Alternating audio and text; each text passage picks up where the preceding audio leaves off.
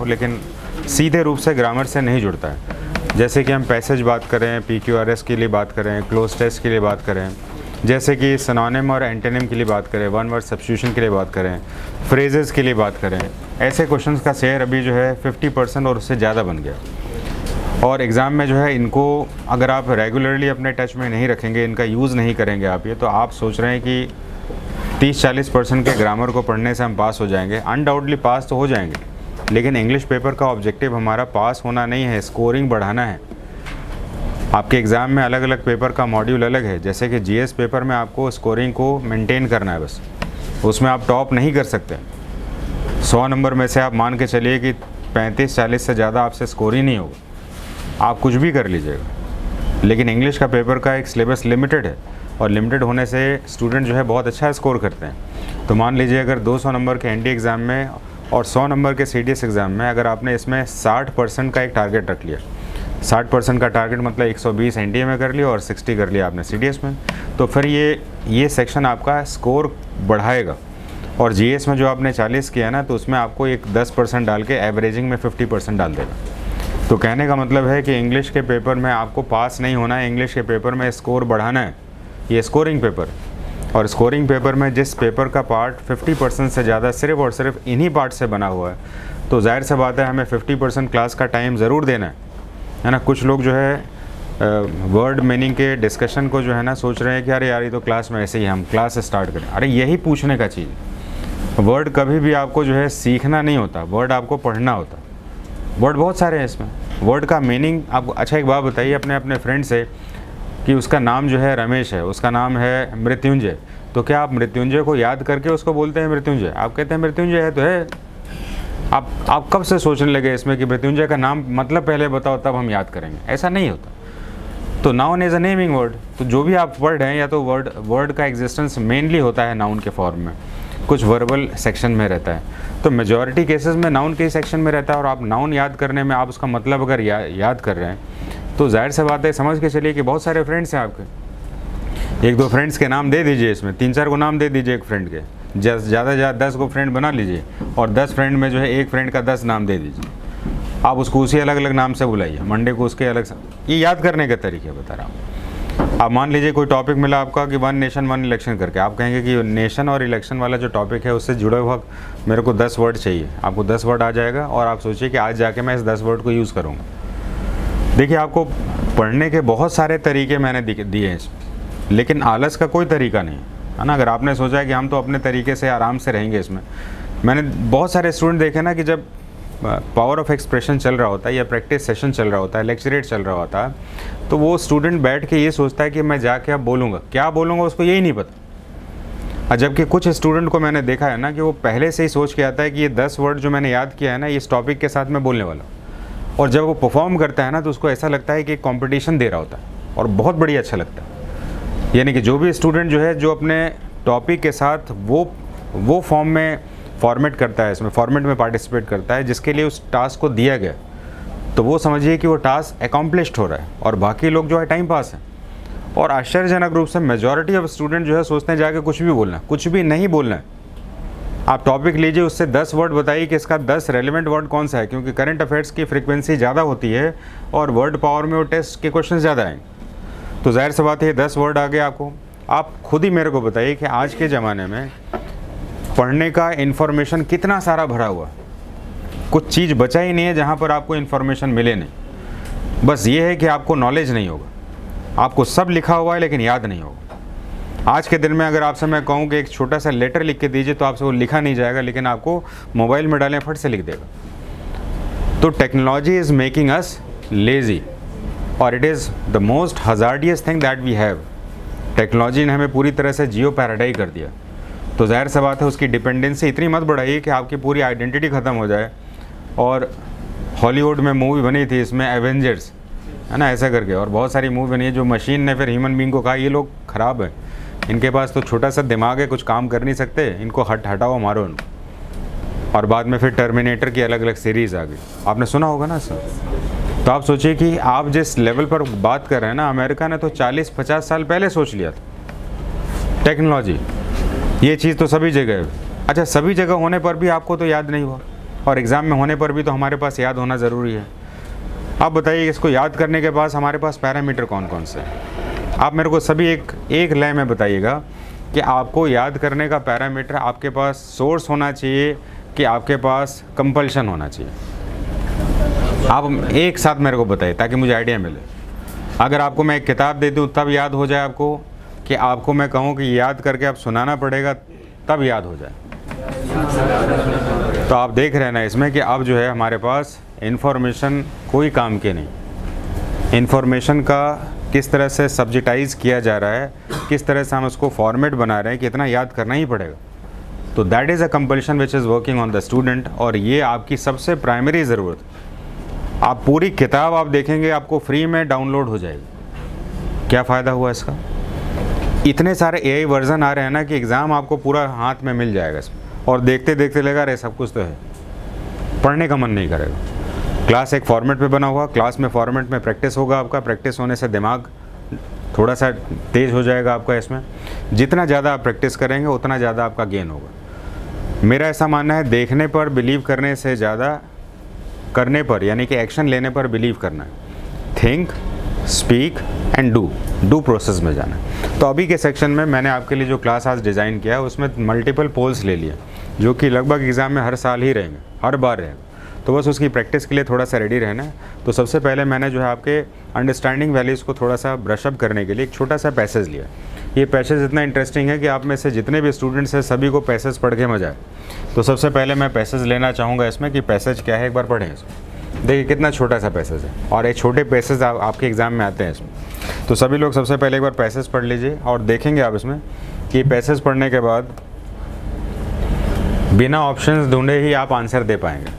तो पैसेज है, the Indian army is one of the finest army in the world. क्या believe करते हैं क्या? हम बोलना तो पड़े। अच्छा, soldiers serve the nation with dedication and sacrifice, they undergo rigorous training to face extreme conditions. Their discipline, courage and patriotism make them role models for the nation's youth. Topic clear? छोटा सा था, ये understanding के लिए था। इसमें practice में ऐसे ही सेशंस दिए जाते हैं, ठीक है। अब हम देखेंगे इसको कि हमसे बन पा रहे हैं कि नहीं। देखेंगे the Indian army is described as. अब देखेंगे इसमें आराम से किससे नहीं बना, बताइए। तो कहने का मतलब ज़्यादातर स्टूडेंट कहते हैं कि पैसेज नहीं बन पाता। तो कहने का मतलब आपने शुरुआत फिर हार्ड से की है। शुरुआत इजी से करना है, और इजी के बाद मॉडरेट में जाना है, मॉडरेट के बाद हार्ड में जाना है। एकाएक आप हार्ड में चले जाते हैं। मैंने देखा बहुत सारे स्टूडेंट जो है ना, अगर पूछें कि कंपटीशन की तैयारी करते हैं कौन सा न्यूज़पेपर पढ़ते हैं, सर हिंदू पढ़ता हूँ।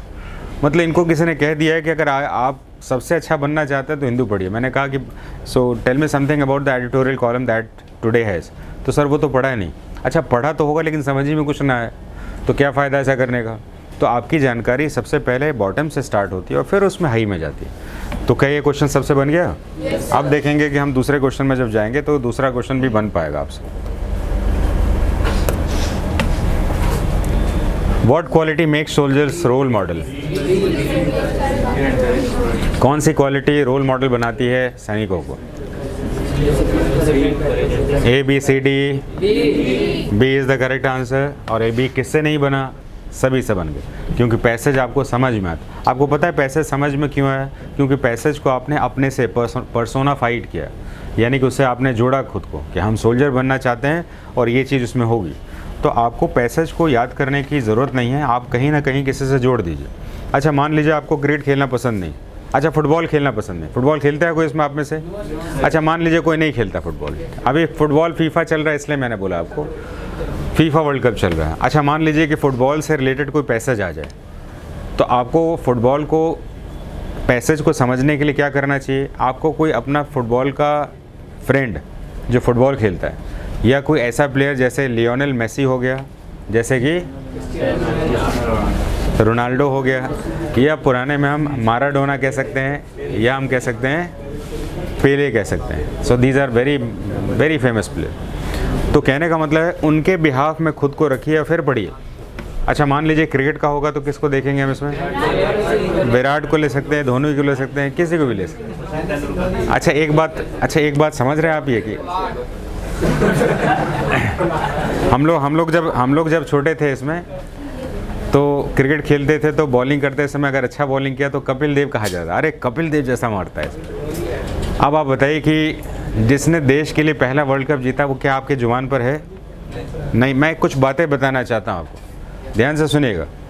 जब हम लोग क्रिकेट खेलते थे इसमें तो अच्छा अगर हमने बैटिंग किया, ऑलराउंडर प्लेयर था कपिल देव, तो और बॉलिंग अगर किया तो कपिल देव जैसा, क्योंकि बंगाल के साथ उनका इमोशन ज़्यादा है और उस समय अर्ली स्कूलिंग हमारी बंगाल में हो रही थी, तो कपिल देव से जोड़ रहे थे। और अच्छा फुटबॉल खेल दिया तो माराडोना जोड़ दिया इसमें, अरे माराडोना जैसा खेलता है इसमें, ऐसा करके बोल दिया। ठीक है, अच्छा मेरे को एक बात बताइए, अभी हमने दोनों ही एग्जाम्पल लिए फुटबॉल और क्रिकेट के, क्या आप में से किसी ने कपिल देव और माराडोना बोला?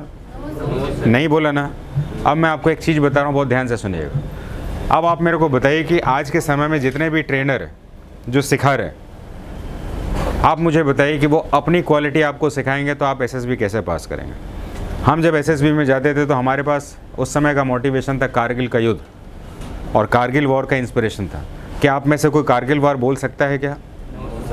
इसलिए जो भी आज के दिन में ट्रेनिंग दे रहे हैं ना, उनको अपने इतिहास के बारे में बता रहे हैं। और मेरी ट्रेनिंग के सबसे पहले फॉर्मेट में ये है इसमें कि आप अपनी सोच में काफ़ी मैच्योर हैं और आपके कैडेट जो है जिस सोच में भी हैं उस सोच के साथ अगर आप उनको सिखाएंगे तो सिर्फ़ और सिर्फ कॉपी पेस्ट होगा, प्रैक्टिकल कभी नहीं होगा। और आप मुझे बताइए कि मैं कहूँ कि माराडोना हमारे समय का सबसे अच्छा खिलाड़ी, तो आप कहेंगे हम माराडोना से क्या मतलब है, कपिल देव से क्या मतलब है। लेकिन क्या आप उनको डिनाई कर सकते हैं भारत के लिए पहला वर्ल्ड कप लेने वाला कपिल देव थे? सही बात है कि नहीं? लेकिन फिर भी आप उनको नहीं लिख रहे हैं। तो आप मुझे बताइए, अगर कोई बहुत ही बढ़िया अगर मान लीजिए जर्नल बन गया और उसने कहा ऐसे मैंने लिखा था पास हो गया, तो क्या आप उसको लिखेंगे तो पास हो सकते हैं क्या? आप 100% पास नहीं हो सकते। तो हमारे कैडेटशिप के फॉर्मेट में अगर बहुत ध्यान से देखें बातों को, तो मैं ये सारी चीज़ें आपके एज के गैप से कराता हूँ और मैं कहता हूँ आपका ये एक्शन बिल्कुल ठीक है और आपका एक्शन ठीक नहीं है। क्यों भाई ऐसा हो रहा है इसमें? क्योंकि आप अपने एज के साथ जो है या तो आप उनके साथ राइवलरी सीखेंगे या फ्रेंडशिप सीखेंगे, लेकिन ऐसा नहीं होगा इसमें कि आप उनको मान लेंगे, कभी कोई नहीं मानता। जिस तरह से अलग अलग जनरेशन में क्वालिटी डिफ़र होती है, उसी तरीके से मैंने पिछले 22 साल में देखा है इसमें कि आपके बीच में जो जनरेशन बदली है, अभी की जनरेशन में सोचने का तरीका डिफरेंट। और पहले के जो लोग हैं जो सिखा रहे हैं ना, आप सोचिए कि कभी भी कोई आदमी जो है आपके एज में जाकर कैसे सिखाएगा? आपके उम्र का सोच अलग है और हमारे समय में जब सिलेक्शंस होते थे वो अलग सोच, हमारा मोटिवेशंस अलग था। और ऐसा नहीं था वो उस समय गलत थे, वर्ल्ड कप वो भी जीते थे। मैराडोना का आज भी जो है रिकॉर्ड बना हुआ। लेकिन कहने का मतलब है सीखने का यानी ट्रेनिंग के कंपोनेंट में आपके बराबर की क्वालिटी से ही हमें ट्रांसफ़र करना होता। अगर ऐसा नहीं होता तो आप मुझे बताइए कि स्कूल में इतने सारे टीचर होने के बाद school captain, school vice captain या हाउस कैप्टन चुने जाते हैं कि नहीं? क्यों चुने जाते हैं? क्या स्कूल के पास कैपेसिटी नहीं है कंट्रोल करने की? स्कूल के पास पूरी कैपेसिटी। हमें इस बात का ध्यान रखना है कि सिस्टम क्या हमें सिखा रहा है। सिस्टम सिखा रहा है कि हमारे बराबर का रिप्रेजेंटेशन चाहिए, क्योंकि बाकी सारे रिप्रेजेंटेशन आपको कंपेल करते हैं और आपका रिप्रेजेंटेशन आपके फ्रीडम को बताता है। इसलिए जहाँ पर आपके ऑप्शंस मिल रहे हैं ना, उस ऑप्शंस के साथ अपनी क्वालिटी को निकालिए और यही सीखने का सबसे अच्छा तरीका है। अदरवाइज़ आप भाषण सुनकर कभी नहीं सीखने वाले। जिस दिन ये बात समझ में आ गई, आपके अंदर का डेवलपमेंट लीडरशिप का आएगा। अदरवाइज़ आप सुन के लगेगा कि मैं बहुत कुछ समझ रहा हूँ, लेकिन एक्चुअली में ये रिक्वायर्ड ही पार्ट नहीं, it is not the required part. अब हम इस पैसेज में आ जाते हैं। रोल मॉडल में डिसिप्लिन, करेज एंड पेट्रोटिज्म आ गया, जो कि हमने पैसेज के साथ बना लिया है इसमें। अब हम तीसरा एक सेक्शन देख लेते हैं इसमें। अब बताइए, soldiers undergo training to face, क्या लगता है? अब आपने इतना जल्दी कैसे बना लिया इसमें? अभी तो आपने एक ही बार पढ़ा था, इतना देर मैंने बात भी किया, फिर भी बना लिया। क्यों बना लिया इसमें? क्योंकि सोल्जर के साथ आपके साथ बॉन्डिंग जुड़ गई है और आपने ये सारे क्वेश्चंस कर दिए। बात समझ में आ गई? तो हमें इस बात का ध्यान रखना है, जब भी हम पैसेज करते हैं ना, तो पैसेज में जो भी हमारा टॉपिक है उसके साथ हमारा नियरेस्ट अप्रोच को बनाइए और उसके साथ कुछ अपनी असेंबलीज इन्फॉर्मेशन को रिकॉल करिए। आप देखेंगे वो उसको बहुत ज़्यादा याद करने की ज़रूरत नहीं है और आपके दिमाग में वो आंसर्स बन जाएँ। तो हमने ये पैसेज की प्रैक्टिस कर ली है अभी, और पैसेज की प्रैक्टिस के बाद आज मैं आपको एक सेक्शन करा रहा हूँ जिसका नाम है आपका कुछ ग्रामर के सेक्शंस में कॉमन एरर्स कैसे सॉल्व करने चाहिए, वो आएंगे। अब आप लोग अपने नोटबुक के साथ आ जाएंगे और हम कुछ ये एग्ज़ाम के क्वेश्चंस हैं आपके। तो एग्ज़ाम में क्वेश्चंस में कॉमन एरर्स जो आते हैं उनको हमें सॉल्व कैसे करना चाहिए उसके बारे में बात करेंगे। तो हेडिंग बना लेंगे practice questions of the exam, and please write it fast, है ना। आपके स्लो लिखने से आपके बहुत सारे फ्रेंड्स जो हैं डिले हो जाते हैं। कॉमन एरर लिख लिया आपने? हाँ ना भी बोलते रहना। अब सबसे पहले क्वेश्चन लिखिए। इसमें क्वेश्चन है आपका फाइंड द एरर, तो क्वेश्चन सबसे पहले लिखेंगे और क्वेश्चन लिखने के साथ फिर मैं इसको डिस्क्राइब करूंगा जिससे आपको समझ में आए।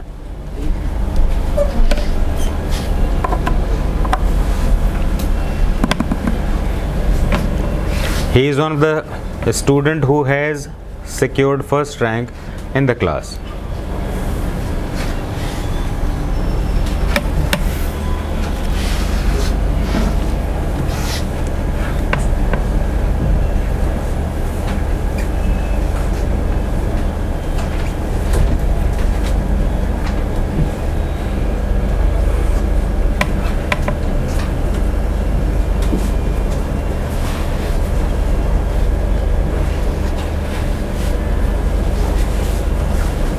आप में से इसको कौन डिस्क्राइब कर सकता है, इसके ऊपर जाते हैं। ट्राई करेंगे, बड़ा मज़ा आएगा, मज़ेदार क्वेश्चन है इसको। हाथ खड़ा करेंगे, इसमें ट्राई करेंगे।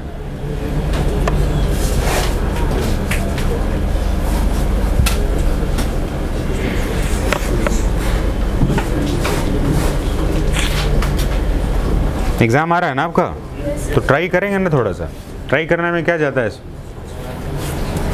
बच्चा? आप ट्राई करोगे? हाँ, बैठे बैठे, खड़ा नहीं होना, बैठे बैठे बताओ। नहीं, इसमें ए और ए बी सी डी इसमें ऑप्शंस हैं। इसमें जैसे कि ये ए, इसमें गलती है, इसमें गलती है, इसमें गलती है, यहाँ तक, और सी डी में इसमें गलती। तो ए और बी सी डी में से किस में गलती, ऐसा करके बताना आपको। ठीक है, बैठे बैठे जवाब देंगे। ठीक है, ट्राई करिए। नहीं, बताना है इसमें, ए बी सी नहीं बोले इन्होंने, ऐसे आप बताया, मैंने बताया बताना आपको। यही तो क्वेश्चन है ना आपका। सर क्यों है सर? सर वो लिखा हुआ सर वहाँ स्टूडेंट्स होगा, क्योंकि sir he is one of the, sir एक ही स्टूडेंट का बात कर रहा है सर, बहुत सारे स्टूडेंट हैं सर, फर्स्ट टाइम सिक्योर किया। ट्राई करते रहिए, इसमें ट्राई करते रहिए। सर वन ऑफ जो है वो कंपेयर करना, और अगर हम स्टूडेंट से लेते हैं तो सिंगुलर है, जो कि कंपैरिजन पॉसिबल है इसमें स्टूडेंट्स। ठीक है, बढ़िया। और को बताइए।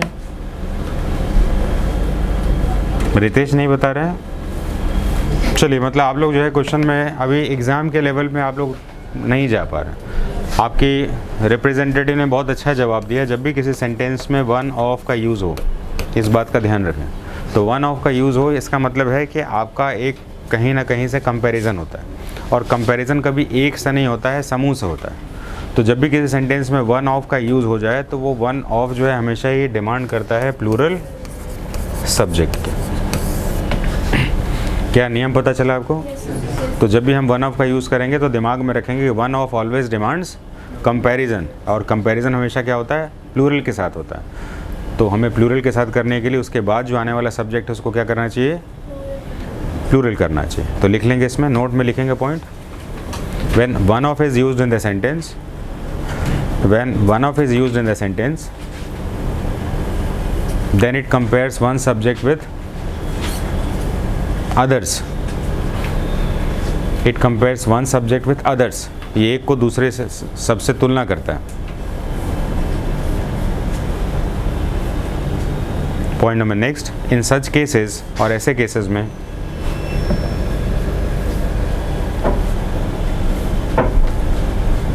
One of plus plural subject should be used.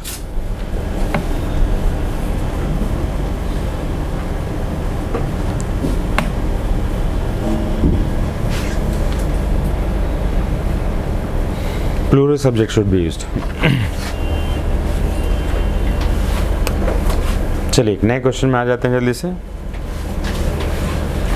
Neither the manager nor the employees was present at the meeting. Question जल्दी जल्दी लिखेंगे ताकि ज़्यादा क्वेश्चंस कर पाएंगे ना। Just do it fast. लिखने पे ध्यान दीजिए, फिर बाद में डिले हो जाएंगे। Do it fast.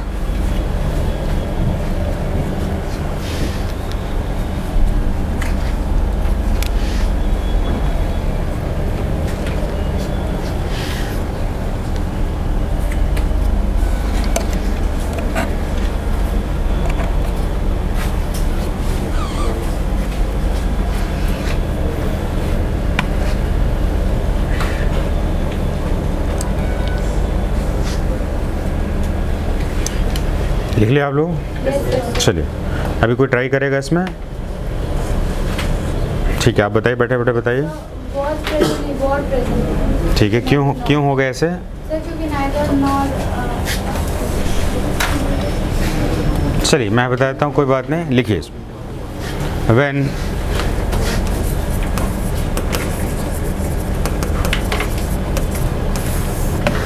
when neither nor, इसको neither nor भी कहते हैं, when neither nor dash dash लगाना है क्योंकि इसके बीच में कुछ दूसरे फिलर्स होते हैं, बड़े दूसरे वर्ड्स आते हैं। when neither nor is used in the sentence then it connects two subjects, तभी दो सब्जेक्ट्स को कनेक्ट करता है। then it connects two subjects, दो सब्जेक्ट को कनेक्ट करेगा ये। पॉइंट नंबर नेक्स्ट लिखेंगे। in this case the verb should be used according to, in this case the verb should be used according to the second subject, और ऐसे cases में verb जो है सेकंड सब्जेक्ट के according use किया जाता है।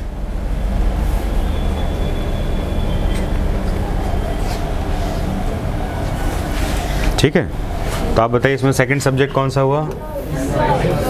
पहला सब्जेक्ट, manager, तो वर्ब किसके अकॉर्डिंग होगा? employee, इधर आपने बताया था, सुनिए इधर, वाज की जगह वर्ब क्यों होगा? employees के बाद क्योंकि सेकंड सब्जेक्ट में एम्प्लॉयज़ है और ये प्लूरल है, जिसके कारण ये वर्ब हो जाएगा। सभी क्लियर हैं यहाँ पर? ओके देन, तो ऐसे क्वेश्चंस भी एग्जाम के फेवरेट क्वेश्चंस हैं। एक नया क्वेश्चन लिख लेते हैं। She told to me that she would come tomorrow.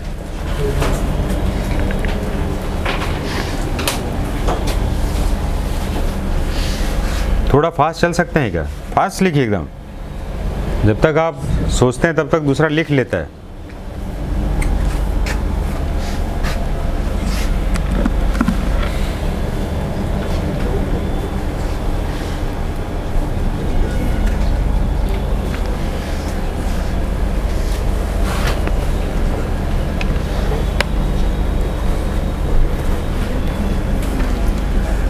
चलिए ट्राई कर सकते हैं इसमें। जी जी, Sir, she told me that she would. क्यों, ऐसा क्यों होगा? चलिए कोई बात नहीं, हाँ बताइए, आप बैठे बैठे बताइए। कहाँ पर? टुमारो की जगह द नेक्स्ट डे लगेगा। अच्छा, और कोई ट्राई करिए। क्या निर्देश क्या होगा? क्या चीज़? नेक्स्ट डे होगा। अपना अपना विचार है, विचार देने में क्या हर्ज है इसमें? विचार तो दे ही सकते हैं। तो आंसर लिखेंगे इसमें, told never take to. Told never take to. अब आप कहेंगे तो रटने वाली बात हो जाएगी, है कि नहीं? और रटने वाली बात तो हमें पसंद है नहीं, तो हमें करना होगा एक काम। तो एक काम करते हैं, सेड को आप क्या मानते हैं? पास्ट। से को क्या मानते हैं? प्रेजेंट। ठीक, तो से प्लस टू और सेड प्लस टू दोनों देखते हैं। से टू में लग गया तो क्या बन गया? और सेड टू बन गया तो क्या हो गया? अब ये दोनों से मिलकर तो बना ही है, तो अगेन इसके बाद टू क्यों लगा है? क्या मेरी बात समझ में आ गई? तो कोई पूछे नहीं लगता है तो नहीं लगता है, तो कारण क्या है बताना पड़ेगा ना। तो आप दोनों को नोट में लिख लीजिएगा। से टू टेल हो जाएगा और सेड टू टोल्ड हो जाएगा। तो इसलिए जो है टोल्ड के साथ टू नहीं लगता है, क्योंकि वो पहले से ही टू के साथ मिलकर बना हुआ। किसी को कोई क्वेश्चंस और क्यूरोसिटी आ गई है क्या? अभी क्यूरोसिटी आ गई है अभी? जी जी बताइए। सबसे पहले इस बात को समझना है इसमें, which one is the bigger और प्राइमरी एरर। ठीक है, प्राइमरी एरर, तो उसको हमें पकड़ना। और इस बात का ध्यान रखें कि टोल्ड लगना इनडायरेक्ट नहीं है। अच्छा एक काम करते हैं, एक सेंटेंस बोलते हैं, आई वॉज टोल्ड। बताइए क्या है? तो कहने का मतलब इसको हम नहीं बोल सकते ना। टोल्ड लगाने से क्या डायरेक्ट इनडायरेक्ट सीधे बन जाता है क्या? नहीं बनता है। अच्छा एक काम और करते हैं इसमें। जनरली लोग कहते हैं कि विल का वुड लग गया तो इनडायरेक्ट हो गया, ठीक है। तो अब मैं करता हूँ उसमें would I talk to you. आप बताइए कहाँ से इनडायरेक्ट बन गया? सही बोल रहे हैं कि नहीं? आप बताइए क्या यस? तो अब मेरी बात समझ में आ गई? अरे मेरी बात समझ में आई कि नहीं आई? तो सेंटेंस में हम अपने आप को ज़बरदस्ती ना इंगेज करें, अगर ज़रूरत नहीं हो तो।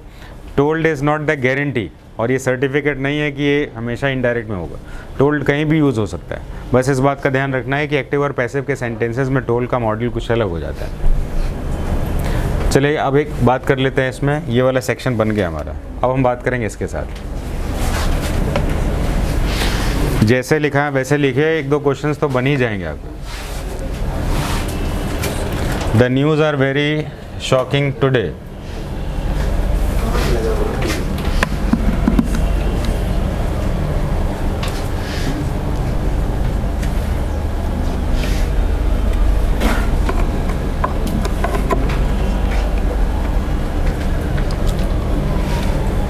लिख लिए? चलिए आंसर कोई बताएंगे अभी?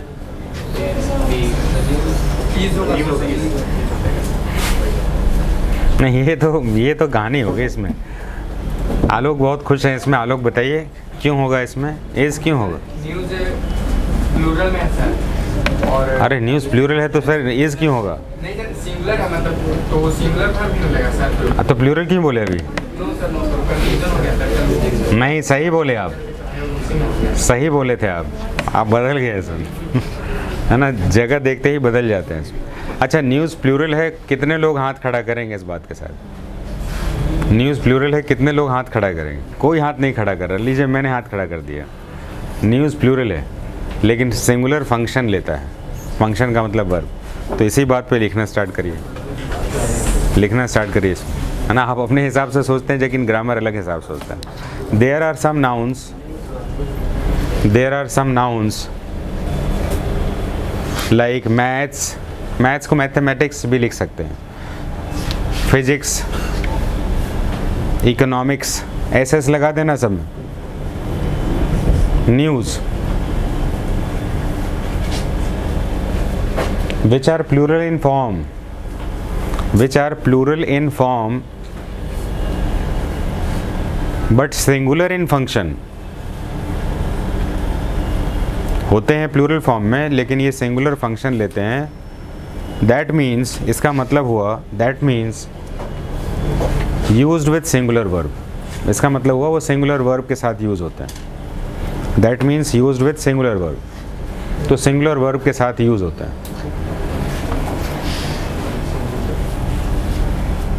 पॉइंट नंबर नेक्स्ट लिखेंगे। Therefore the news is should be the correct answer। The news is should be the correct answer।